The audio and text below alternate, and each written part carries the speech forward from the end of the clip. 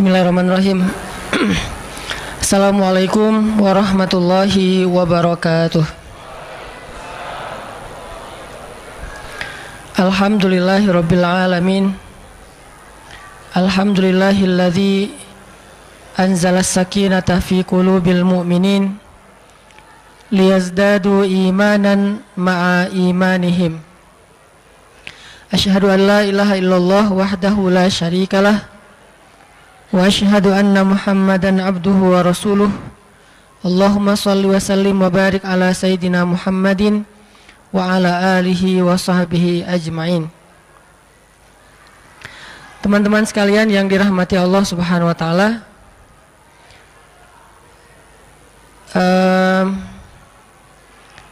pertama-tama puji dan syukur kepada Allah atas nikmatnya pada sore hari ini. Mudah-mudahan sore ini kita mendapatkan hidangan hikmah atau ilmu dari Allah Subhanahu wa taala yang bisa semakin memperbaiki amal-amal hidup kita.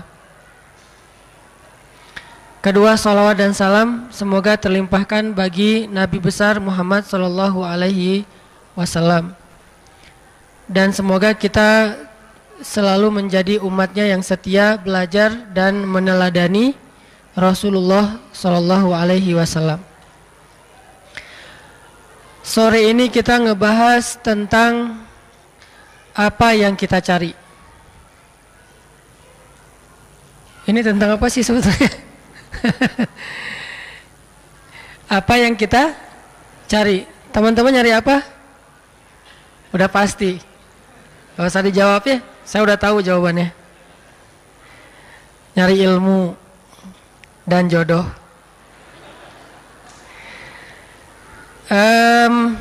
Ngebahas tentang apa yang kita cari.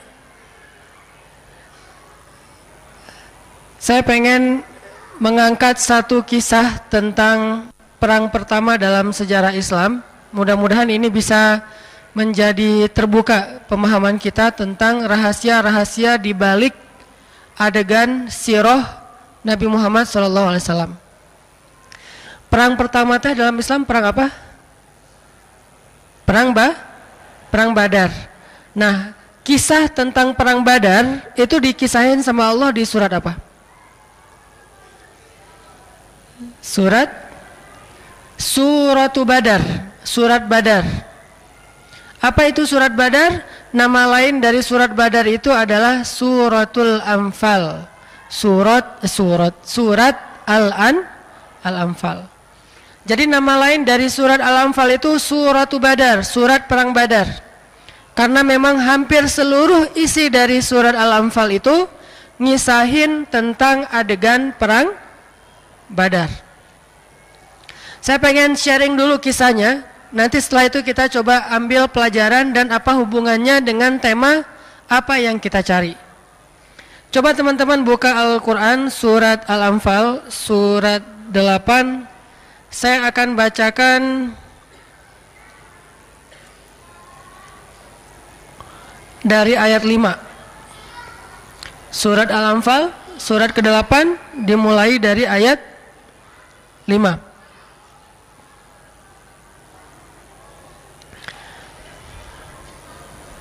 Saya akan baca dari ayat 5 sampai ayat 8. Saya bacakan, kemudian teman-teman mengikuti ya.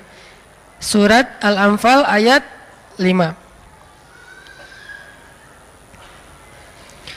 A'udzu billahi minasy syaithanir rajim.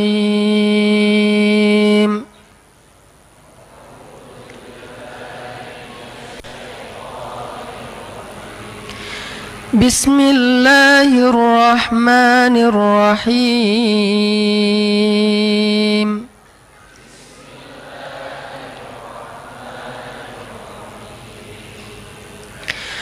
Kama akhrajaka rabbuka min baitika bil haqq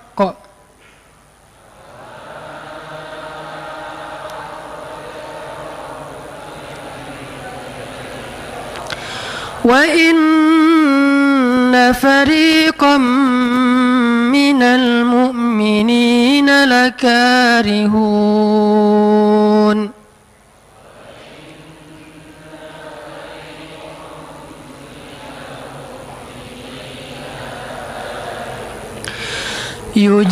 يجادلونك في الحق بعدما تبين كأنما يساقون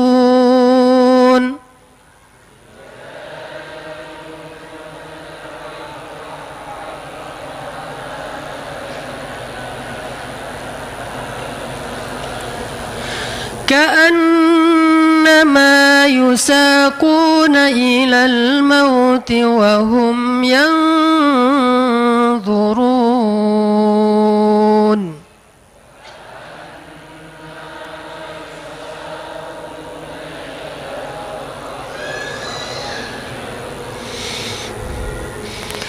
وإذ يعدكم الله إحدى الطائفتين أنها لكم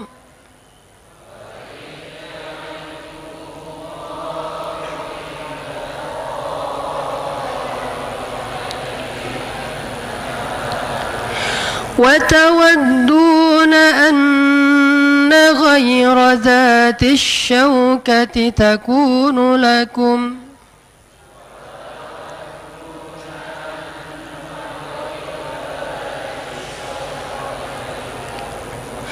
ويريد الله أن يحق الحق بكلماته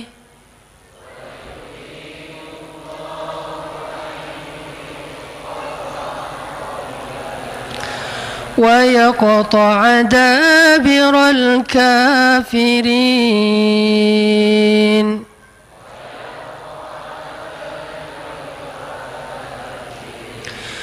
ليحق الحق ويبطل الباطل ولو كره المجرمون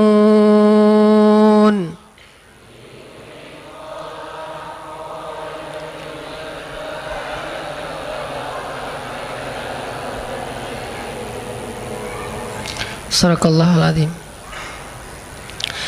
Teman-teman yang dirahmati Allah Subhanahu wa taala, surat Al-Anfal ini memang banyak mengisahkan tentang perang Badar. Tetapi kalau kita membaca ayat secara berurutan, itu Allah mengisahkan tentang perang Badar di surat Al-Anfal itu. Cek. Allah mengisahkan tentang perang Badar di dalam surat Al-Anfal itu enggak berurutan. Jadi ayat pertama justru adegan terakhir dari perang Badar. Karena memang Al-Quran itu bukan buku cerita. Jadi dia tidak fokus dengan alur, tapi dia fokus dengan nasihat dan pelajaran. Sehingga alurnya acak. Jadi kalau kita pengen faham surat Al-Anfal, caranya gampang, baca dulu kisah adegan perang Badar.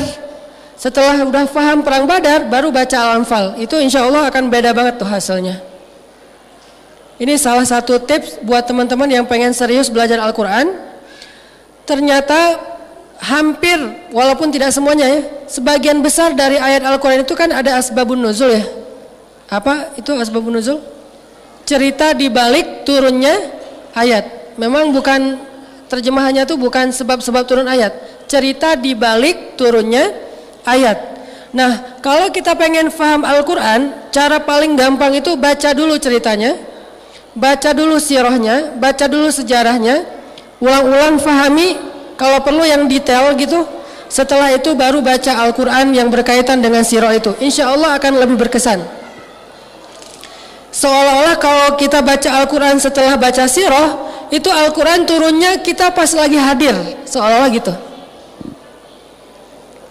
Kayak kita baca buku novel atau nonton film yang kita banget. Pernah nggak nonton film yang kita banget? Diputusin. Wah, ini film kayak gua banget nih. Tahu film tenggelamnya kapal Van der Wijk? Yang dia banget siapa? Masa saya doang? Nah itu kan kalau kita nonton film yang kita banget tuh kan lebih berasa ya, daripada film yang kayaknya kayak Star Wars misalnya yang kita nggak banget lah, lihat bintang juga nggak pernah, soalnya udah terlalu terang di kotanya. Gimana dia mau cerita tentang perang bintang segala macam. Tapi kalau nonton film yang baper-baperan kan itu lebih kita banget tuh, lebih kalian banget.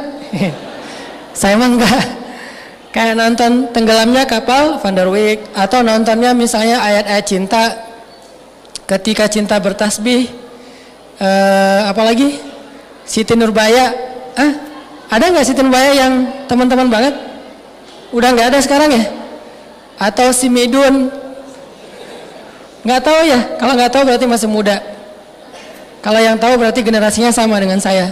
Sengsara membawa nikmat. Jadi kalau kita nonton film yang kita banget atau dengerin lagu yang kita banget tuh, kau hancurkan hatiku, wah itu gua banget tuh misalnya itu kan lebih berkesan tuh daripada kita dengerin lagu yang nggak kita banget. Gitu juga kalau kita membaca Al-Quran yang kita tahu sejarahnya, yang kita tahu adegannya, itu lebih bisa dihayati daripada kita baca Al-Quran hanya tahu terjemah. Nah gitu juga kalau kita pengen menghafal atau memahami surat Al-Anfal, saran saya mah baca dulu sirah perang Badar, baru setelah itu baca Al-Anfal, pasti beda hasilnya. Dan kalau baca sirah perang Badar itu kalau bisa yang agak tebal, referensial, jangan buku cuma cuplikan doang. Jadi buku referensial dari A sampai Z skenario dari perang Badar, setelah difahami coba deh baca Al-Anfal, itu akan oh iya gitu hasilnya. Tapi kalau langsung baca Al-Anfal, ini apaan sih? Ini maksudnya apa sih? Gitu. Soalnya kita langsung kepada kesimpulan-kesimpulan, nggak tahu alurnya. Nah, sekarang saya pengen sharing dulu adegan kecil dari perang Badar. Bahwa perang Badar ini kan terjadi di tahun kedua Hijriah. Jadi 2 tahun setelah Nabi hijrah ke Madinah terjadi perang Badar. Niat pertama sebelum terjadi perang Badar itu, Nabi pengen mencegat karavan dagangnya Abu Sufyan. Waktu itu Abu Sufyan belum masuk Islam. Jadi Abu Sufyan dulu ketika orang-orang Islam hijrah ke Madinah, merampas banyak sekali aset-aset kaum muslimin yang berhijrah. Ada ternak, ada pasar, yaitu barang dagangan segala macam, termasuk kebun-kebun. Itu dirampas aset-aset kaum muslimin oleh Abu Sufyan. Lalu ketika kaum muslimin sudah pada hijrah ke Madinah, aset ini dikumpulin terus dijual ke Syam. Di mana Syam kalau sekarang? Suriah. Dijual ke Syam. Nah, ketika Abu Sufyan dengan karavan dagangnya pulang dari Syam, itu ngelewatin jalur yang dekat dengan kota Madinah. Lalu muncullah inisiatif dan diawali dengan ilham dari Allah bahwa Rasulullah mengumumkan kepada para sahabat, wahai para sahabat muhajirin, siapa yang ingin mengambil balik haknya yang dirampas oleh Abu Sufyan? Kan senang tuh, pengen ngambil balik haknya. Sekarang Abu Sufyan akan melintasi jalur dekat kota Madinah, yuk kita cegat yuk gitu. Dan Allah membolehkan hal itu karena ini adalah haknya kaum muslimin yang dirampas. Disebut dengan istilah Al-Anfal, harta rampasan perang. Yuk kita cegat, kata Rasulullah. Akhirnya kaum muslimin dari golongan muhajirin semuanya udah semangat nih. Ya udah kita cegat. Sampainya kapan? Udah pakai mata-mata segala macam, siap-siap mau berangkat mencegat karavan dagang. Yang jumlahnya mungkin ada ribuan ekor onta. Kemudian juga ada banyak hasil dagangan-dagangan yang sudah berubah, ada jadi kain sutra segala macam, pokoknya berlimpah aja dengan harta. Dan yang namanya karavan dagang itu pengawalnya nggak terlalu banyak, nggak seperti pasukan prajurit. Paling-paling pengawalnya misalnya 20 orang, 30 orang yang bersenjata, sisanya para pedagang. Jadi bayangan kaum muslimin waktu itu ini bakalan mudah nih. Cuma mencegat karavan dagang, udah mudah, hasilnya besar. Berangkatlah kaum muslimin dari Madinah mencegat jalur lewatnya Abu Sufyan. Ternyata rencana kaum muslimin untuk mencegat itu ketahuan sama orang Mekah. Mereka juga punya mata-mata. Sehingga akhirnya orang Mekah yang dipimpin oleh Abu Jahal mengumpulkan pasukan militer yang berkuda dengan jumlah 1.000 orang mau mengawal karavan dagangnya Abu Sufyan supaya tidak berhasil dicegat, dikawal nih. Sehingga Abu Jahal berangkat dengan pasukannya dari Mekah menuju ke titik pencegatan. Nah, ketika Abu Jahal membawa pasukan untuk mengawal karavan dagang Abu Sufyan, akhirnya Allah Subhanahu wa taala memberi pilihan kepada kaum muslimin. Sekarang udah ada 2 target nih. Target pertama, karavan dagang Abu Sufyan. Hartanya banyak, pengawalnya sedikit. Kayaknya lebih gampang nih. Target kedua, Abu Jahal. Itu seluruhnya pasukan militer, prajurit, senjata lengkap, berkuda, jumlahnya lebih banyak, 1.000 orang.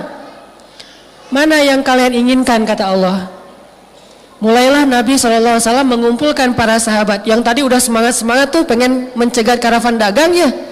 Tiba-tiba Nabi kumpulin, wahai sahabat-sahabatku,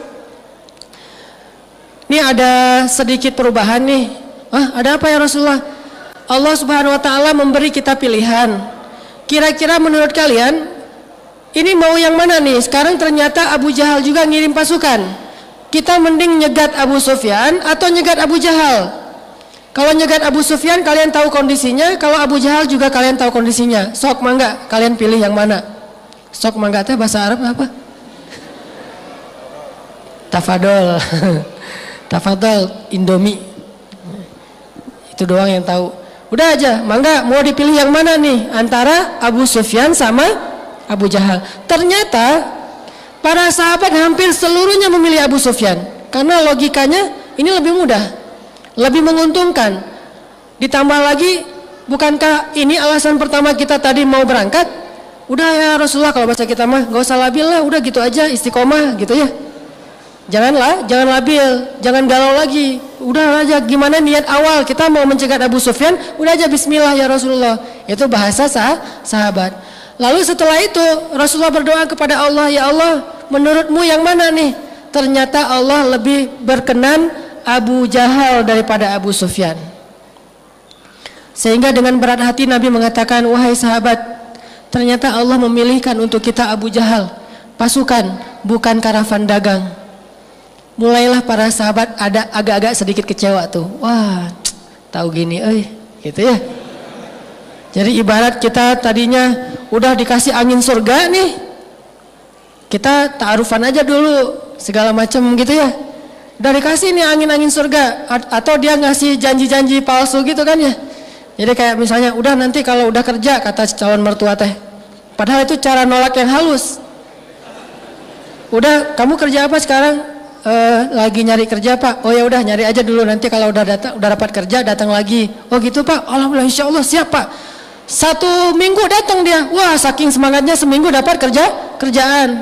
Apa kerjaannya? Misalnya pas datang, kerjanya apa? Alhamdulillah Pak, saya sudah keterima di sebuah toko. Jadi misalnya penjual di pasar baru misalnya ya, atau di mana jualan. Oh gitu, ditolak lagi, dikasih dengan angin surga yang lain. Oh ya udah, tabung aja dulu biar untuk lumayan, untuk mahar 10 juta. Oh siap Pak, 10 juta berarti sekitar kurang lebih 10 bulan lah ya, sebulan 1 juta. Nabung tuh. Setelah 10 bulan pas datang lagi, Pak gimana, saya udah ada nih 10 juta. Maaf dek, dia mah udah dilamar orang. Itu kan berat banget ya. Itu lebih baik gitu. Hidup berakhir aja. Bayangin kecewanya sahabat kurang lebih kayak gitu tuh, karena mereka berharap dapat modal kerja, mereka berharap dengan mudah mendapatkan lagi hak mereka yang dirampas oleh Abu Sufyan. Tiba-tiba rencananya berubah. Yang tadinya pengen ke sana sekarang belok jadi pengen ke sana. Ngapain juga kita capek-capek melawan pasukan militer, jumlahnya lebih besar, senjatanya lebih lengkap, dan prajuritnya lebih terlatih. Kita jumlahnya lebih kecil, senjatanya pas-pasan, dan bukan militer, sebagian kecil doang yang prajurit, sisanya itu sipil yang gak terlatih dalam peperangan. Ini gimana nih maksudnya? Ini yang direkam di dalam ayat 6. Yujadilunaka fil haqq, sampai mereka berdebat kepadamu wahai Muhammad. Sampai para sahabat juga kayak protes gitu. Kalau di zaman sekarang mungkin bentuknya dalam bentuk demo, menyampaikan aspirasi. Yujadilunaka fil haq. Bayangin Nabi juga diprotes dalam bahasa yang lebih santun tapi ya. Cuman bahasa ayatnya yujadil itu mendebat, memprotes, mempertanyakan. Dan Nabi digituin nggak pernah bilang, oh, aduh kalian nih bid'ah sama saya. Kan saya mah Nabi, masa kalian protes? Enggak, Nabi terbuka. Apalagi sampai nuduh-nuduh makar kan ya. Wah kalian makar nih mana? Enggak sama sekali. Ini Rasulullah SAW. Jadi beliau terbuka. Tapi tetap Allah ngasih pelajaran. Yujadilunaka fil haq. Mereka mendebat kamu, memprotes kamu dalam urusan yang benar. Ba'dama tabayyana. Padahal sudah jelas ini perintah Allah. Ka'annama yusaquna ilal mauti wa hum yanzurun. Seolah-olah mereka lagi digiring kepada kematian dalam keadaan mereka sadar. Ini kebayang gak nih ilustrasinya? Saking protesnya, seolah-olah mereka lagi protes mau disembelih gak mau gitu. Coba. Yusakun itu kayak hewan yang diikat lehernya terus ditarik untuk disembelih, itu namanya yusakun. Jadi ka'annama yusakuna ilal mauti wahum yanzurun. Seolah-olah mereka lagi ditarik mau disembelih dan tukang jagalnya kelihatan. Coba gimana kira-kira kondisi sahabat waktu itu? Nggak mau banget tuh. Wah, nggak mau, nggak ada yang mau. Kata Rasulullah, wahai sahabat-sahabat, ayo kita ke arah sana. Duh, gimana nih? Gitu coba. Dan itu terjadi kepada sahabat Ahlu Badar. Wa ma adrakum ahla Badar. Tahukah kalian siapa Ahlu Badar? Ahlu Badar itu wasabiqunal awwalun. Orang-orang yang awal-awal masuk Islam dari golongan sahabat. Ini senior nih. Tapi itu hal yang wajar, manusiawi. Karena tadi udah dijanjiin pengen yang Abu Sufyan. Jadi seolah-olah mereka itu saking beratnya mau dibawa ke Abu Jahal seperti orang yang mau seperti hewan yang mau disembelih karena saking takutnya. Ini menunjukkan bahwa mental sahabat itu dibangun, bukan ujuk-ujuk langsung jadi orang hebat, enggak. Mereka juga manusia. Dan nanti kita bisa ngelihat ini dalam kehidupan kita. Kadang-kadang kehidupan kita menyuruh kita memilih sesuatu yang kita tidak inginkan. Tadinya pengennya sama ustadz gitu ya, ternyata sama murid ustadz. Ustadz juga calon ya. Atau tadinya pengen sama pengusaha, ternyata sama calon pengusaha. Tadinya pengen sama dosen, ternyata sama mahasiswa. Atau dibalik kali ya. Tadinya pengen sama mahasiswa, sama dosen. Tadinya pengennya sama orang Jawa atau orang Sunda, jadinya sama orang Sumatera. Tadinya pengennya sama menikahnya usia sekian, ternyata harus ditunda gara-gara belum selesai kuliah segala macam. Banyak kondisi dalam hidup kita itu kadang-kadang nggak seperti yang kita bayangin. Nanti pertanyaannya sederhana, apa yang kita cari? Untuk mertua nanya kayak gitu tuh, Pak, ini ada pertanyaan dari Ustadz. Apa yang Bapak cari? Kalau dia banyak alasannya, udah kita gunakan segala jurus, nolak aja. Udah aja Pak, maaf mungkin terakhir sebelum saya pamitan, ada satu pesan nih dari Ustadz, Bapak baca aja sendiri. Atau kasih potongan 1 menit main booster untuk calon mertua tuh tentang masalah apa yang kita cari. Apa sih yang dicari? Nyari apa dengan menikahkan putrinya? Nyari apa dengan mau menerima pinangan? Nyari apa dengan meminang? Nyari apa dengan mencari kerjaan? Nyari apa dengan segala aktivitas hidup kita? Kalau kita bisa mentajdidun niyah, memperbaharui niat kita, insya Allah kita nggak akan salah pilih. Nah, sahabat pernah agak keliru di sini nih. Nyari apa mereka dengan berangkat dari Madinah? Nyari harta atau cari ridha Allah? Kalau nyari harta pasti berat. Tapi kalau cari ridha Allah, mau digiring kemana aja yang penting Allah ridha. Ini apa yang kita cari? Sahabat mulai yujadil, mendebat, ya Rasulullah, ya Rasulullah, ya Rasulullah. Terus Nabi memberikan alasan, tapi kan, banyak tapikannya. Seolah-olah kayak mau disembelih aja. Lalu Allah berfirman kayak gini. Kemudian Allah mengatakan di ayat ke-7, wa idh ya'idukumullahu ihdat ta'ifatain annaha lakum wa tawadduna anna ghaira dhati syaukati takunu lakum. Ketika Allah memberi kalian pilihan di antara dua kelompok atau dua pasukan, Sedangkan kalian menginginkan yang tidak punya senjata lah yang menjadi bagian kalian. Wa yuridullah, sedangkan Allah menginginkan untuk memperlihatkan kebenaran itu menang di atas kebatilan dan menghancurkan orang-orang kafir. Jadi pengennya kita sama pengennya Allah itu nggak selalu harus sama. Dalam kondisi kayak gitu ikutin aja pengennya Allah. Nanti kita lihat hasilnya kalau ngikutin pengennya Allah. Dan nggak kebayang seandainya sahabat waktu itu keras kepala, nggak kebayang apa hasil dari perang Badar. Mungkin kita nggak mengenal kisah-kisah menakjubkan dari perang Badar. Kalau seandainya mereka kekeh dengan pengennya mereka. Itu yang jadi realitas dalam hidup. Akhirnya setelah turun ayat ini, barulah sahabat nggak bisa berkutik. Ini mah udah perintah Allah. Jadi Nabi kalau udah nasihatin gak berhasil, udah aja Allah berfirman, udah kan, selesai kan?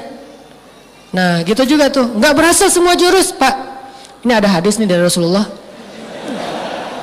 Tuh, apa kata Rasulullah? Kalau datang laki-laki yang baik akhlaknya untuk melamar putri kalian, maka nikahkanlah mereka. Oh gitu hadisnya, riwayat siapa itu? Wah Pak, jangan tanya riwayat lah, pokoknya sahih aja lah Pak. Gitu ya, pakai dalil, tapi jangan ujuk-ujuk dalil. Tadi kirain mau ceramah, lo mau nyeramahin gua. Terakhir aja, pertama ini dulu TikTok dulu, bahasa yang sederhana segala macam, janji-janji. Ternyata Rasulullah udah nasihatin sahabat, nggak bisa. Akhirnya bacainlah firman Allah. Allah berfirman gini. Ini awal dari adegan perang Badar, ayat 5 sampai 8. Akhirnya baru mereka mengatakan, oh kalau ini adalah keputusan Allah, sami'na wa ata'na. Udah turun ayat nih, sami'na wa ata'na. Ikut, walaupun hatinya sebetulnya berat. Jalaninlah pilihan kedua, menghadang pasukan Abu Jahal yang lebih kuat daripada karavan dagang Abu Sufyan. Nah Abu Sufyan, karena kaum muslimin belok, akhirnya dia juga ngambil jalur lain dan selamat sampai ke Mekah. Sekarang tinggal berhadap-hadapan kaum muslimin dengan pasukan kafir Abu Jahal. Ketika udah bikin kayak kemah gitu, camp sebelum besoknya akan terjadi peperangan, malam itu Rasulullah SAW nggak bisa tidur. Coba teman-teman lihat ayat 9. Il tastaghithuna rabbakum. Ketika malam itu kamu beristighosah kepada Tuhanmu. Tastaghithun, bahasa lainnya adalah istighosah. Teman-teman pernah dengar istilah istighosah? Istighosah itu artinya apa? Berdoa dengan sungguh-sungguh. Jadi ini nih. Jadi kalau kita udah memperbaharui niat kita, apa sih yang kita cari? Pilihlah pilihan Allah. Setelah kita memilih pilihan Allah, udah gitu istighosah. Doalah sebanyak-banyaknya kepada Allah. Bilang, ya Allah, Engkau tahu hari ini saya mengambil satu pilihan yang berat. Dan itu tidak saya lakukan kecuali karena ingin taat kepadamu ya Allah. Pilihan antara mau pacaran atau mau nikah. Nikah mah sebetulnya belum siap ya Allah. Ngomongin jadi akrab aja deh daripada terlalu kaku ya. Allah, saya mah kurang siap sebetulnya mau nikah. Tapi gimana kumaha tuh ya? Yang pacaran nggak boleh. Ya udah nikah aja deh ya Allah. Saya mah ngikutin gimana maunya Allah aja. Kumaha Allah ya. Nah, Allah suruh nikah, ya saya nikah.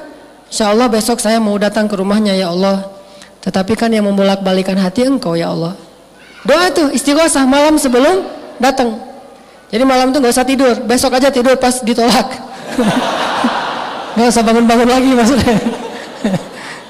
Jadi kalau malam itu jangan tidur. Kayak Nabi istighosah, istastaghithuna rabbakum. Nabi itu berdoa semalam suntuk, nggak tidur sama sekali. Cuma 2 orang yang nggak tidur pada malam sebelum terjadi perang Badar, Rasulullah dan Abu Bakar As-Siddiq. Yang lain semuanya tidur lelap. Saking lelapnya, maaf ya ini sejarah, saking lelapnya banyak sahabat yang mimpi basah. Ini godaan setan. Jadi setan juga terlibat dalam perang Badar, bukan cuma malaikat. Jadi orang kafir ditolong setan, orang mukmin ditolong malaikat. Nah cara setan ngegembosin semangat kaum muslimin apa? Dia datang ke dalam mimpi kaum muslimin, membuat kaum muslimin harus mandi janabah, mimpi basah. Sedangkan Nabi berdua dengan Abu Bakar, doa terus, ya Allah, ya Allah. Apa salah satu doa Nabi waktu itu? Ya Rabbi, besok kami akan menghadapi musuh untuk kali pertama. jika besok kaum muslimin binasa, maka aku khawatir tidak akan ada lagi orang yang menyebut namamu di muka bumi ini ya Allah. Maka tolonglah hamba-hambamu ini ya Allah. Terus, please ya Allah, please mahnya sampai pagi please. Terus saja memohon kepada Allah. Aku mohon dengan sangat, kan gitu ya. Gak nyambung ya? Gak tahu filmnya sih. Aku mohon dengan sangat, please ya Allah gitu. Nabi berdoa terus sampai kalau dalam sejarah disebutkan Nabi kan pakai shawl gitu, bukan shawl apa, rida itu kayak shawl atau kayak sorban ditaruh di kepala beliau sampai jatuh sorban itu, dan janggut beliau yang lembut itu basah dengan air mata, terus menangis sepanjang malam. Itu namanya istighosah. Salah satu rahasia kesuksesan Nabi dalam perang Badar. Pakai itu untuk perang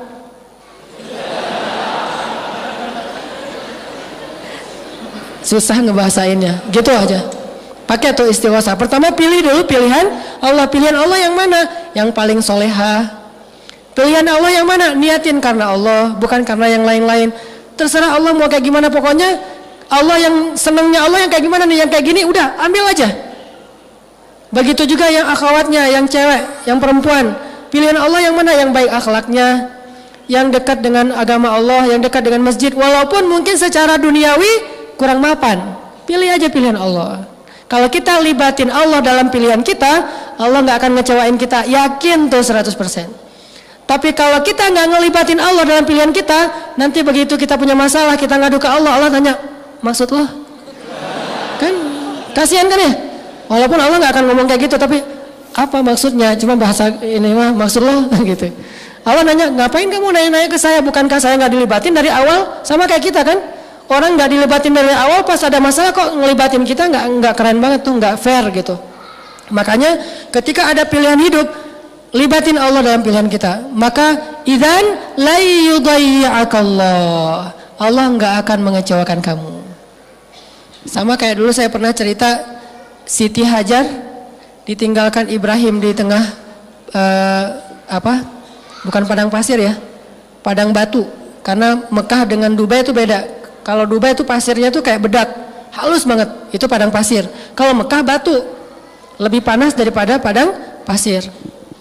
Ketika Siti Hajar ditinggalkan oleh Ibrahim di tengah lembah batu Mekah, Siti Hajar nanya kepada Ibrahim, ya Ibrahim, kenapa engkau tinggalkan kami di sini? Ibrahim tidak bisa menjawab kenapa, karena nggak tega. Akhirnya Ibrahim jalan aja. Setelah jalan beberapa langkah, Siti Hajar ganti pertanyaannya, ya Ibrahim, Allahu amaraka bihadza? Apakah Allah yang menyuruhmu melakukan ini? Baru Ibrahim mengangguk, ya ini perintah Allah. Jadi kalau bahasa Arab Allah itu Allah, tapi kalau A-nya panjang, Allah, A-nya double, itu artinya apakah. Jadi apakah panjang gitu ya. Allahu amaraka bihadza, apakah Allah yang menyuruhmu melakukan ini ya Ibrahim? Ibrahim mengangguk, ya, artinya benar Allah yang nyuruh. Apa kata-kata Siti Hajar? Kalau gitu berangkatlah wahai suamiku, kalau ini perintah Allah, la yudayyi'anallahu idzan. Allah enggak akan ngecewain kami. Tenang kan? Allah enggak akan ngecewain kami. Berangkatlah Ibrahim. Siti Hajar memeluk putranya, dan ternyata singkat cerita terjadi adegan keluarnya sumur Zam-Zam. Jadi kalau kita libatin Allah dari awal, itu gampang urusan kita. Masalahnya kita nggak mau ngelibatin Allah kecuali kalau udah mentok. Itu masalahnya. Kalau udah mentok baru ya Allah, ya Allah. Allah juga ngasih waktu. Kenapa ngasih waktu? Karena Allah ingin ngasih kita pelajaran supaya kita lain kali bisa lebih bijak untuk melibatkan Allah. Coba libatin Allah itu jangan pas mentok doang. Walaupun tetap kemana lagi kan kalau nggak Allah ya. Mentok-mentok juga walaupun dari awal kita nggak ngelibatin Allah, mentok-mentok juga kemana lagi tempat kita berlari kalau bukan kepada Allah. Ilaika anabna wa ilaikal masir, kepadamu ya Allah kami kembali. Cuman lebih kerennya lagi itu bukan pas mentok ngelibatin Allah, dari awal kita memilih jalan udah ngelibatin Allah. Allah yang mana nih? Tanya dulu sama Allah. Terus tahu jawabannya gimana Ustadz? Baca firmannya, nggak ngerti Ustadz. Baca hadisnya, nggak ngerti juga Ustadz. Istisyarah, istifta, minta pendapat para ulama yang mengerti ayat Allah dan hadis Rasulullah. Itulah gunanya istifta, meminta fatwa. Istisyarah, meminta nasihat. Ustadz, ini gimana nih, ada dua pilihan, yang satu begini, yang satu begini. Kayak dulu zaman Nabi, cewek yang dilamar dua cowok itu minta pendapat Nabi. Datang nih seorang cewek ke Nabi Rasulullah SAW, bilang, ya Rasulullah, ini saya agak-agak dilematis. Kenapa? Ada dua cowok ngelamar saya? Gitu tuh teh. Datang ke Ustadz, tanya, Ustadz, saya ada dua cowok yang ngelamar, yang satu fulan, yang satu fulan. Kata Nabi, ya amat Allah, kalau yang cowok pertama itu saya kenal, dia itu malas kerja. Oh gitu Rasulullah? Iya, nggak pernah kerja dia mah, di rumah aja pangku-pangku tangan, nge-game aja di rumah mah dengan gadgetnya. Kalau bahasa sekarang mah suka nge-game, nggak pernah, nganggur aja.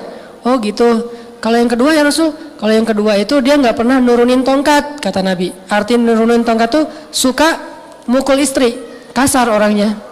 Oh gitu, saya baru tahu, untung saya minta pendapat Rasulullah. Udah deh saya tolak aja dua-duanya. Ya gitu ya, ditolak dua-duanya. Akhirnya datang lagi yang lebih baik. Istisyarah namanya, minta pendapat ulama. Jangan putuskan sendiri. Karena kalau kita memutuskan sendiri dan kita nggak paham, berarti kita tidak melibatkan Allah dalam pilihan hidup kita. Dan nanti kalau ada masalah, susah mau minta tolong sama Allah.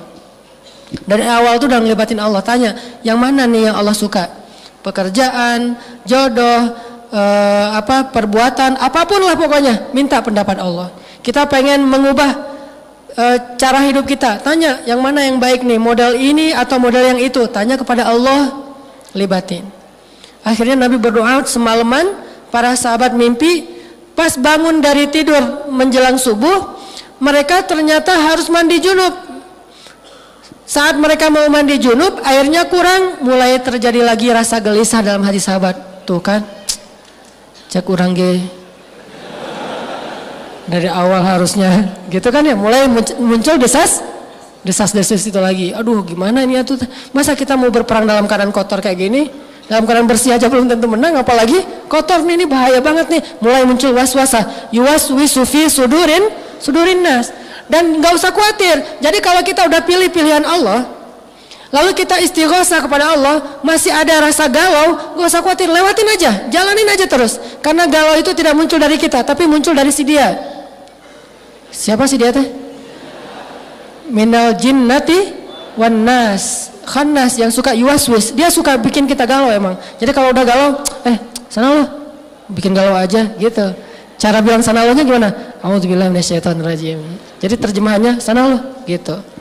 Jadi kalau galau, a'udzubillahi minasyaitonirrajim. Udah pergi aja sana, nggak bakalan berhasil ngegalauin saya. Saya kok udah mantap sama dia.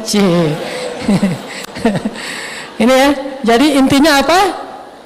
Kalau terjadi waswasah, nggak nyaman karena kita udah pilih jalan Allah, karena jalan Allah itu nggak akan mudah, tetapi ujungnya pasti bahagia.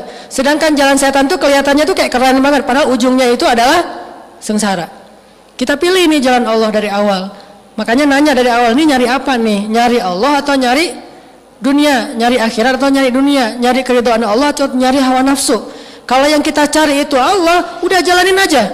Nggak mungkin Allah ngecewain, pasti. Cuman agak sedikit berlika-liku tak apalah. Ya, sedikit ada masalah di jalan, biasalah itu. Yang penting jalanin aja terus. Nih sahabat kayak gitu, galau, nggak bisa mandi, airnya habis, airnya sedikit. Bayangin, nggak usah yang 300 orang. Kita kadang-kadang bikin berkemah, misalnya 20 orang, 30 orang kan susah nyari air tuh. Apalagi ini di tengah padang pasir, 300 orang dan semuanya butuh mandi. Datang ke Nabi, ya Rasulullah, ada apa? Ini kami semuanya wajib mandi. Cuma Rasulullah sama Abu Bakar doang nih yang nggak wajib mandi. Gimana ya Rasulullah? Nggak ada air, nggak ada. Doa lagi Nabi, ya Allah, ada air nggak? Turun hujan coba malam itu. Kata Allah di ayat 11, coba lihat ayat 11. إذ يغشيكم النعاس أمنة منه وينزل عليكم من السماء ماء ليطهركم به ويذهب عنكم رزج الشيطان وليربط على قلوبكم ويثبت به الأقدام. Tuh adegannya tuh. Ketika kalian mengantuk, Allah buat mereka mengantuk, tapi setan yang godain mereka dalam mimpi. Allah buat mereka ngantuk supaya apa? Amanatan, biar nggak galau lagi. Jadi cara Allah menenangkan kaum muslimin yang lagi galau gelisah malam itu adalah dibikin ngantuk. Cuma 2 orang doang yang nggak ngantuk, Abu Bakar, Rasulullah dengan Abu Bakar. Yang lain ngantuk. Jadi kalau kita udah nggak kuat lagi menahan perasaan, ya Allah ngantuk dong, gitu. Karena ngantuk itu rahmatan wa amanatan, rahmat dari Allah dan ketenangan. Jadi alhamdulillah kita bisa tidur. Kalau nggak bisa tidur juga, dengarkan bacaan ayat-ayat Al-Quran sehingga dia menjadi tenang, sakinah. Kan orang kalau dengar baca Al-Quran jangan langsung sakinah ya. Sebenarnya sakinah mah bukan cuma nikah sih. Sakinah, mawaddah, warahmah. Dengerin Al-Quran juga bisa sakinah. Bayangin orang kalau dengar khutbah, dengar ngaji langsung sakinah. Kalau teman-teman lihat di dalam majelis ta'lim ada yang tidur, jangan diganggu, dia lagi dapat sakinah. Tenang, masuk. Kenapa pas sudah bubar, ta'lim bubar dia bangun? Karena udah nggak ada lagi sakinahnya. Sakinah itu hanya ada di dalam majelis ilmu. Biarin dia tidur lagi dapat sakinah. Ada teman kita di sebelah gini aja sampai kadang-kadang keluar suara-suara gitu ya. Waduh, sakinah banget ya, masya Allah gitu. Dan kemungkinan lain kenapa dia dapat sakinah? Karena Allah ingin menenangkan dia galau. Jadi karena dia lagi galau, Allah bikin dia sakinah. Kaum muslimin lagi galau, galaunya bukan masalah apa-apa, masalah besok gimana nih perangnya. Kita belum punya pengalaman, nggak pakai strategi yang matang. Akhirnya Allah buat mereka nuas, ngantuk, tidur semuanya kecuali 2 orang. Ternyata pas mereka nggak bisa mandi, Allah katakan, wa yunazzilu alaikum minas samaa'i ma'a. Allah turunkan untuk kalian dari langit air, sehingga para sahabat semuanya waktu subuh itu mandi air hujan. Bertakbir Allahu Akbar, Allahu Akbar. Ternyata Allah ngasih harapan dengan menurunkan hujan, berarti Allah udah terlibat nih dalam perang Badar. Sejak saat itu Allah sudah terlibat, terbukti itu. Begitu mereka pengen mandi, turun hujan. Udah selesai mandi, sholat subuh. Selesai sholat subuh, maka kemudian kaum muslimin bersiap-siap mau perang Badar. Mereka sudah berdiri berhadap-hadapan. Terjadilah duel awalnya. Duel antara Ali bin Abi Thalib, ada Hamzah dan segala macam melawan pasukan musuh. Dan memang waktu itu gladiatornya emang Ali sih. Dia lagi jadi Achilles gitu, lagi jadi gladiator gitu. Dan kalau bahasa di Al-Anfal mah ayat 12 coba. Ayat 12 terakhir. Wadribu minhum kullabanan fadribu fawqal a'naq. Sampai Allah ngajarin kaum muslimin cara nebas. Saking nggak pengalaman berperang, sampai Allah ngajarin caranya. Kalau kalian mau menebas musuh, sekali tebas dan mati, tebas bagian ininya. Soalnya musuh pakai baju besi, cuma bagian ini yang bagian kelemahan mereka. Sampai diajarin coba di Al-Quran. Fadribu fawqal a'naq. Pukullah bagian leher mereka, sehingga ketika kaum muslimin berperang, mereka ngincarnya leher. Soalnya kalau ngincar yang lain semuanya baju besi. Kaum muslimin nggak pakai apa-apa, benar-benar straight banget lah gitu. Jadi benar-benar gaya street. Wah, gua mah street kan nggak pakai pengaman ya, main skate. Kalau street mah masa pakai gini-ginian segala macam, pakai helm gitu kan ya, nggak street kan ya. Itu mah anak klub. Kalau yang anak street mah kalau bisa nggak pakai baju. Jadi makin luka tuh di foto postingin lukanya, wah street gitu, red kan ya. Nah sahabat mah street banget perangnya tuh, nggak pakai pengaman, langsung aja. Nah musuh pakai pengaman, musuhnya anak klub. Sahabat mah anak street. Jadi beda nih, anak klub mah atlet, anak street mah acak-acakan, pokoknya seru aja. Kayak anak bola yang main di dalam klub sama yang main di jalanan. Di jalanan kan nggak pakai sepatu kan? Kalau di klub sepatu, pengaman segala macam. Nah musuh pakai pengaman, kaum muslimin straight banget, red gitu ya. Ditebas lehernya. Alhamdulillah Allah mengajarkan cara mereka berperang. Sampai selesai perang Badar, Allah turunkan ketika perang Badar itu malaikat berangsur-angsur. Turun malaikat tuh. Ini kalau kita libatin Allah, Allah kasih kejutan. Cuman Allah nggak mau ngomong dari awal. Kenapa? Allah kok nggak ngomong sih mau diturunin malaikat? Atau dari gitu kan dari awal juga udah pasti mau lah. Kalau plus malaikat ya, kan awal mah ragu gara-gara 300 lawan 1000. Tapi coba Allah bilang, kalian milih yang 1000 aja ya. Ntar gua turunin malaikat deh 1000 malaikat. Wah mau dong Allah kalau gitu. Kenapa Allah nggak ngasih tahu dari awal coba? Kan pertanyaannya gitu. Karena Allah ingin melihat siapa yang benar-benar yakin dan berserah diri kepada Allah, siapa yang lebih yakin kepada logika matematikanya. Jadi Allah nggak mau ngasih tahu ke sahabat dan Nabi aja, Allah nggak ngasih tahu siapa. Kita pengen tahu dari awal. Allah, ini kira-kira tapi ntar dibantukan ya sama Allah. Bantu nggak sih Allah? Nggak usah tahu itu, udah aja yakin kalau kita libatin Allah, Allah pasti akan bantu. ternyata turun malaikat berangsur-angsur. Dan dalam riwayat disebutkan malaikat yang turun waktu itu memakai ikat kepala hijau, jubah putih, kemudian malaikatnya bercahaya, turun seperti merpati atau seperti elang yang menyambar. Bukan merpati, elang ya, seperti elang menyambar. Turun dari langit, serentak gitu, ada berapa ratus malaikat, terus lewat, datang lagi berapa ratus, terus aja gitu, kayak gelombang gitu. Jadi swell ya, jadi kayak dapat swell gitu, berangsur-angsur, pesta ombak deh. Nah, akhirnya datang malaikat ngabisin musuh-musuh. Dan ini diriwayatkan oleh seorang musuh yang kelak dia masuk Islam. Dia bilang gini, pas terjadi perang Badar, kami melihat ada pasukan berwarna putih, memakai jubah-jubah putih seperti burung, dan mereka mengikat kepala dengan ikat kepala hijau. Mereka datang menyambar, lalu aku menutup mataku dan tidak berani melihat, sehingga aku mendengar suara teman-temanku berteriak seperti orang yang sedang ditebas ke lehernya. Orang-orang musuh, orang-orang kafir itu berteriak karena lehernya ditebas oleh malaikat. Wah, kaum muslimin sebetulnya waktu itu nggak berperang sebetulnya. Cuma mau angkat senjata, udah keduluan malaikat. Saking gampangnya perang Badar tuh. Tapi kan ujian mentalnya berat itu ya. Pas perangnya mah gampang, sebelum perangnya ini yang jadi ujian berat. Makanya hidup tuh kayak gitu tuh. Pas mau dijalanin kayak bakalan gimana gitu. Pas sudah dijalanin, ternyata nggak gitu-gitu amat ya, dimudahin sama Allah. Udah aja dihabisin sama malaikat. Begitu aku buka mataku, kata dia, aku melihat teman-temanku semuanya tergeletak dalam keadaan tidak bernyawa karena sudah dibunuh oleh malaikat. Cuma satu yang tersisa, dan itu untuk menjadi saksi sejarah. Itu cara Allah nolongin. Udah selesai perang Badar. Orang musuh-musuh udah pada mati, termasuk Abu Jahal. Setelah selesai musuh pada mundur, yang masih hidup ada yang ditawan, banyak yang mati. Kemudian terjadilah adegan di ayat 1 surat Al-Anfal.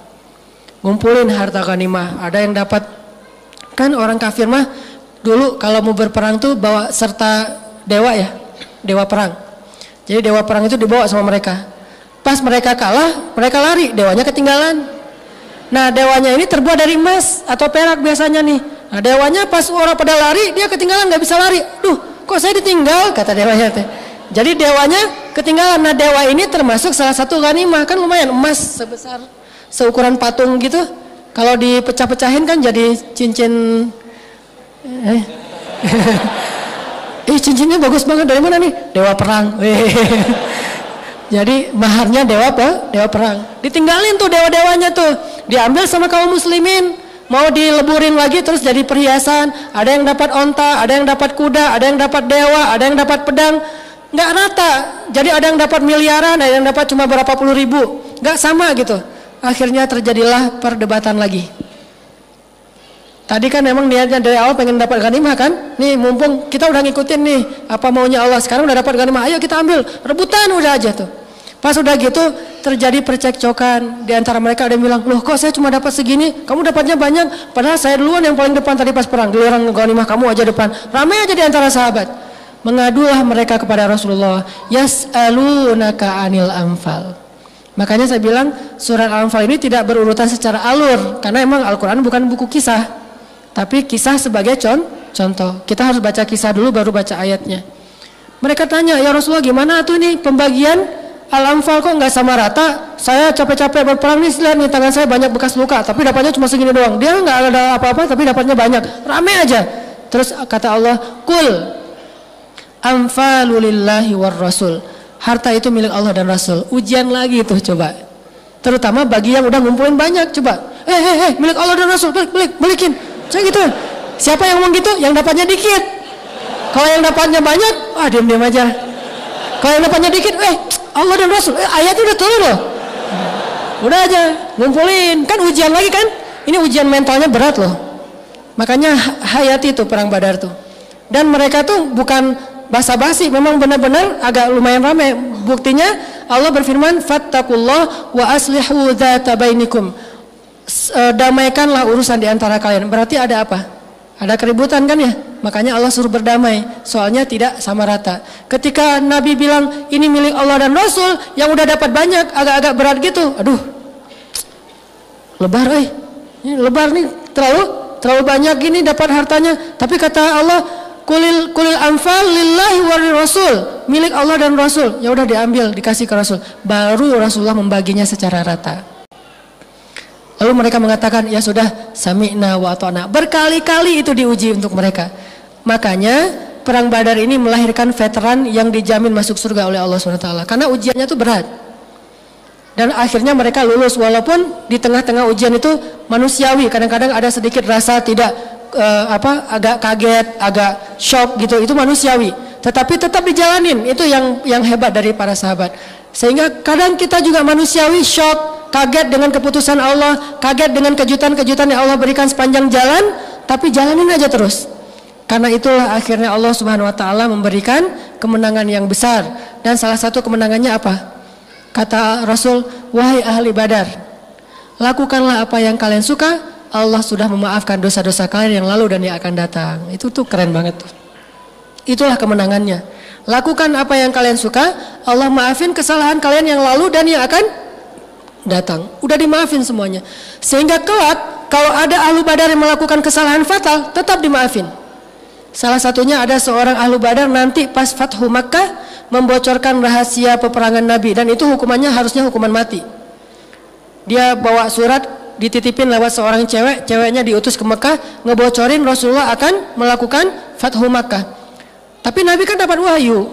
Jadi Nabi dikasih tahu sama Allah, ya Muhammad, tuh ada cewek bawa surat kamu untuk membocorkan rahasia kamu. Nabi ngutus Ali. Ali nyari si ceweknya, ketemu di jalan, Bu, apa? Ibu bawa berita apa rahasia Rasulullah ya? Enggak kok, enggak. Dia enggak mengaku. Kata Ali, demi Allah Rasulullah tidak mungkin berdusta. Kalau ibu tidak mengaku, saya geledah nih. Karena perempuan itu masih punya kehormatan, malu digeledah. Akhirnya dia keluarkan secari kertas, dari balik rambutnya dia katakan, ini titipan dari seseorang. Dibawa ke Madinah. Di Madinah orang yang menulis surat itu di sidang. Ternyata dia veteran perang Badar. Bayangin, veteran perang Badar pernah melakukan itu. Pas di sidang di depan Nabi, orangnya udah didatangkan. Wah, apalagi yang dilakukan Umar. Umar mah kan langsung ngeluarin, ya Rasulullah, izinkan saya tebas nih leher orang ini sekarang juga. Innahu qad nafaq. Dia sudah munafik ya Rasulullah. Kata Rasulullah, tenang Umar, kalem, slow, Wallace. Ya. Ini mah kita tanya dulu atuh Umar. Ya udah, gini aja Umar teh. Jawara Mekah kan ya? Jawara Mekah dilawan. Nih lihat nih. Ini jawara Mekah. Macam-macam lah sama Rasulullah. Nih rasain nih. Gitu kan? Umar tuh jawara Mekah banget tuh. Duduk aja dia gini nih. Kakinya gitu-gitu. Ngapain nih? Kirain ngerapin. Terus ditanya sama Rasulullah, kenapa kamu kayak gini? Kan Rasulullah orangnya tuh bijaksana banget, santun. Nanya dulu sebelum memberikan keputusan. Kenapa kamu lakukan ini? Baru dia ngaku, ya Rasulullah, semua sahabat itu punya keluarga di Mekah. Saya khawatir kalau kita kalah perang di Mekah, mereka akan dilindungi oleh keluarganya. Dah saya mah nggak punya keluarga di Mekah, siapa yang akan lindungi saya tuh? Terus makanya saya kasih jasa saya kepada orang Mekah dengan membocorkan rahasia ini. Siapa tahu kalau kita kalah perang, saya mah dilindungi sama orang Mekah. Gitu-gitu amat pemikirannya sahabat ini teh. Padahal itu veteran Badar loh. Oh gitu. Kamu nggak percaya Allah Maha memenangkan agamanya? Percaya Rasulullah, namanya manusia Rasul. Ya udah deh. Kata Rasulullah, ya udah jangan diulangi lagi ya. Ya Rasulullah siap, maafin ya Rasulullah. Cium tangan Rasulullah, sungkem gitu. Kata Umar, Rasulullah, nih gimana nih? Kata Rasulullah, ya Umar, dia itu veteran Badar. Tapi dia udah munafik ya Rasulullah. Tapi dia veteran Badar. Emang kenapa veteran Badar? Kan Allah udah berjanji akan memaafkan kesalahan mereka kapanpun juga. Oh, udahlah. Tuh, kemenangan perang Badar, coba bayangin. Kalau kita ngelibatin Allah dari awal, semuanya gampang. Bukankah semua hukum di dunia dan di akhirat ini milik Allah? Suka-suka Allah, makanya libatkanlah Allah. Tanya lagi dalam diri kita, apa yang kita cari? Allah atau makhluk? Kalau kita melibatkan makhluk, dia kadang-kadang berlepas tangan dari kita. Tapi kalau kita ngelibatin Allah, kita cari Allah, kita niatinnya karena Allah, insya Allah la yudayya'akallahu idzan. Allah nggak akan ngecewain kita. Itu teman-teman hubungan antara tema kita dengan perang Badar di dalam surat Al-Anfal. Kalau mau lebih lengkap lagi nanti silahkan baca kisah perang Badar. Lalu setelah itu baca surat Al-Anfal, bakalan ketemu lebih banyak lagi adegan-adegan yang luar biasa. Inilah namanya fiqhus sirah, namanya memahami sirah sehingga menjadi jalan untuk memahami Al-Quran. Mudah-mudahan ini menyemangati kita untuk melamar, untuk mengamalkan, menyemangati kita buat untuk bisa lebih baik dalam pilihan-pilihan hidup. Barakallahu li wa lakum. Assalamualaikum warahmatullahi wabarakatuh.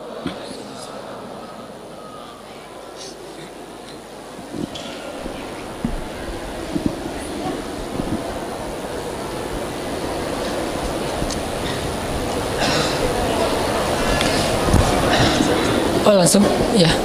Kita tutup dengan sama-sama berdoa. Dan ini waktu antara asar dengan maghrib di hari Jumat, itu waktu yang paling diijabah doa. Jadi setiap hari Jumat itu gunakan kesempatannya buat istighosah. Yang tadi ya. Antara asar dengan maghrib. Dan terutama saya selalu ngingetin, yuk kita jangan lupa juga ngedoain saudara-saudara kita di Palestina, di Suriah, di Irak, Rohingya. Karena emang nyatanya kita juga belum bisa jadi relawan ke sana, belum bisa berjihad ke sana, belum bisa rutin menyumbang untuk mereka. Minimal jangan pelit dengan bacaan doa untuk mereka. Karena kadang doa itu juga kadang lebih berharga bagi mereka. Minimal kalau Allah tidak memberikan mereka kemenangan dengan mengalahkan musuhnya, Allah berikan mereka ketenangan dan kekuatan hatinya. Dan kemenangan mereka adalah syahid di jalan Allah Subhanahu wa taala. Mudah-mudahan kita bisa benar-benar bisa membantu kaum muslimin di seluruh dunia sehingga tidak ada lagi cerita kezaliman seperti di Suriah yang setiap hari sampai hari ini juga masih ada berita terupdate walaupun tidak diliput oleh media kita, bagaimana banyak anak kecil yang dibom sehingga putus kakinya tapi masih merangkak-rangkak cari ambulans ya, jalan sendiri, kakinya dua-duanya udah putus tapi dia merangkak mencari ambulan untuk dapat penanganan. Itu terjadi di Suriah. Jadi kalau kata Nabi, malhamah kubro, di akhir zaman itu akan terjadi perang namanya perang malhamah kubro. Malhamah itu dari kata lahmun. Lahmun itu artinya daging, tumpah daging, bukan tumpah darah. Dulu saya nggak ngerti apa arti tumpah daging, baru sekarang saya ngerti daging itu berserakan di mana-mana. Baru sekarang ngerti maksud dari hadis Nabi malhamah kubro. Saking luar biasanya daging itu berserakan di mana-mana. Orang nemu kaki, nemu kepala, ini tengkorak tinggal setengah dan seterusnya. Orang diamputasi, dioperasi gitu, dibedah nggak pakai biusnya membaca Al-Quran. Ini semuanya terjadi di Suriah. Makanya jangan lupakan mereka dari doa-doa kita di setiap kita berdoa. A'udzu billahi minasy syaithanir rajim. Bismillahirrahmanirrahim. Alhamdulillahi rabbil alamin. حمدا يوافي نعمه ويكافئ مزيده يا ربنا لك الحمد كما ينبغي لجلال وجهك الكريم وعظيم سلطانك اللهم صل وسلم وبارك على سيدنا محمد وعلى آله وصحبه أجمعين اللهم اغفر لنا ذنوبنا اللهم اغفر لنا ذنوبنا اللهم اغفر لنا ذنوبنا ولوالدينا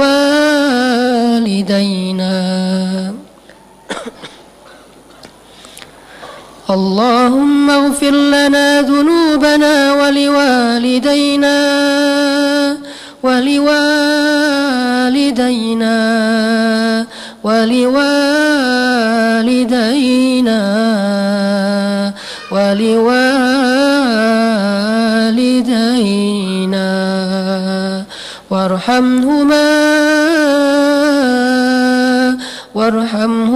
يا رحمن وارحمهما يا رحيم وارحمهما كما ربيانا صغارا اللهم انصر الإسلام والمسلمين اللهم انصر المسلمين في فلسطين اللهم انصر المسلمين في سوريا اللهم انصر المسلمين في العراق اللهم انصر المسلمين في الشام اللهم انصر المستضعفين من المؤمنين في رهينيا اللهم انصر المجاهدين ووحد صفوفهم وسدد رميهم واشفي جرحاهم وارحم شهداءهم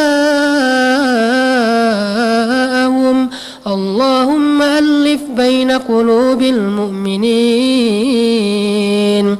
اللهم اجعل بلدنا هذا إندونيسيا بلدا آمنا وارزق أهله من الثمرات يا رزاق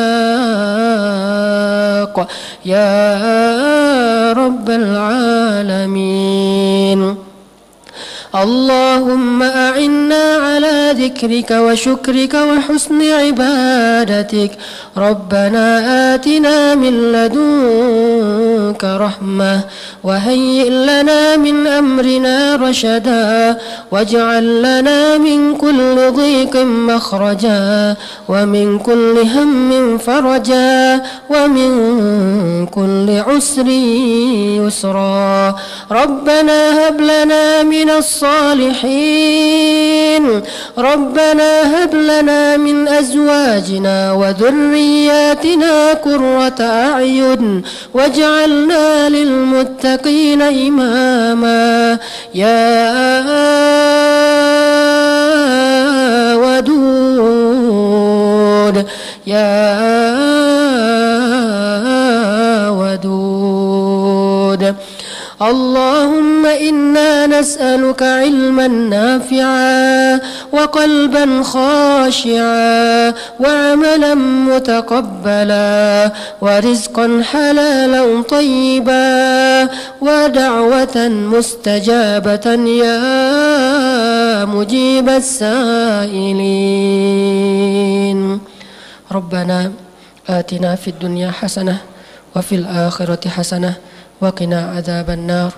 Ya Rabbana, terimalah doa-doa kami ya Allah, terimalah permintaan kami ya Allah, terimalah istighosah kami ya Allah, terimalah curhat-curhat kami ya Allah. Tiada yang lebih mampu mengabulkan setiap permintaan kami selain Engkau ya Allah. Tidak ada yang tahu setiap langkah semut, yang maha mendengar kecuali Engkau ya Allah. Engkau mendengar segala sesuatu yang tersembunyi di langit dan di bumi, dan Engkau pasti mendengar permintaan kami. Dengarkanlah dan ijabahlah ya Allah. Sesungguhnya inilah waktu yang terbaik untuk berdoa, maka terimalah doa-doa kami. Limpahkanlah rahmat dan hidayah-Mu kepada kami, dan limpahkan pula kemenangan dan pertolongan kepada saudara-saudara kami di seluruh dunia ya Allah. Kuatkanlah hati mereka ya Allah, kuatkanlah kesabaran mereka ya Allah, berikan mereka kemenangan atas musuh-musuhnya ya Allah. Ya Rabbana, ampuni dosa bunda-bunda kami ya Allah, ampuni dosa ibunda kami ya Allah, ampuni dosa ibu kami ya Allah, ampuni dosa ibu kami ya Allah. Kami tidak sanggup untuk membalas jasa-jasa ibu kami selain mendoakan kebaikan untuknya ya Allah. Ampunkanlah dosa ibunda kami, ampunkanlah dosa ayahanda kami ya Allah. Jadikanlah keduanya sebagai ahli surga-Mu ya Allah. Pertemukanlah kami dengan ayahanda dan ibunda kami di dalam surga-Mu ya Allah. Ya Rabbana, di dalam genggaman-Mu lah hati-hati hamba-Mu ya Allah. Maka bimbinglah hati kami, genggamlah hati kami, arahkanlah dan condongkanlah hati kami kepada iman dan hidayah. Jauhkanlah hati kami dari kesesatan dan kekufuran ya Allah. Ya Rabbana, beri kami ilmu yang bisa kami amalkan, beri kami rezeki yang bisa kami mendapatkan keberkahan di dalamnya, beri kami hidayah yang dengannya kami bisa mendekatkan diri kepadamu ya Allah. Anugerahkanlah untuk kami hati yang khusyuk, lisan yang senantiasa basah dengan berzikir kepadamu, dan mata yang selalu mampu menitikan air mata karena takut akan azab-Mu ya Allah. Rabbana, beri kami kebaikan di dunia dan beri kami kebaikan di akhirat. Jauhkanlah kami dari azab api neraka. Subhanakallahumma wa bihamdika, asyhadu an la ilaha illa anta astaghfiruka wa atubu ilaik. Assalamualaikum warahmatullahi wabarakatuh.